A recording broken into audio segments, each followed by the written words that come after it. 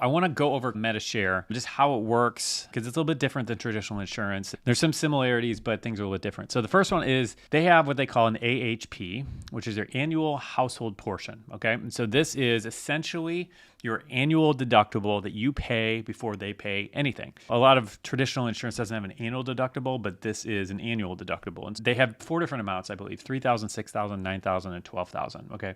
So if you're on the 3,000 one, basically, you pay everything out of pocket up to $3,000 for the year, and this is for your entire household. And then once you cross that line, then they cover all the eligible expenses after that. Yeah, so that's the gist of how that whole AHP works.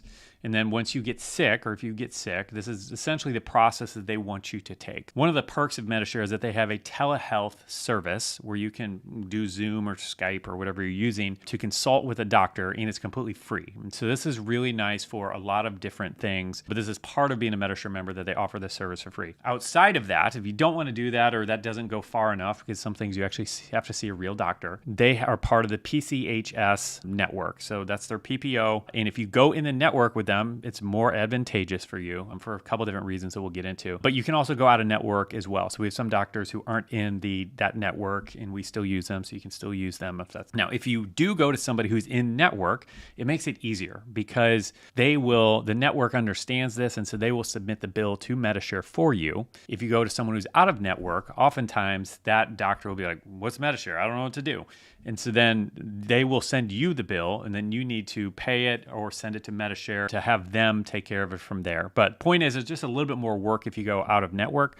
Not a huge deal, but it can add up if you have a whole bunch of different doctors not in network. So either way, whether you're in network or out of network, once Medi-share gets the bill, one of the cool things they do is they negotiate for you. They will call the provider, basically do their thing that they do and negotiate the bill down. And that's really nice. And so that's one of the advantages of having that PPO, because some of the other health sharing ministries don't have that. And it seems like you need to do a little more negotiating there because they're not starting with that kind of initial discount that Medi-share works for you. After you do that, so you sent your bill to Medi-share, they've negotiated down, and at this point, you simply pay the bill after it's negotiated down. And the negotiations that they do, like they're all over the map. Like I've seen some that are only 10% discount, but I've also seen some that were about 70% discount. So they're just very different. But it can be a huge amount that they negotiate down for you, which is really cool.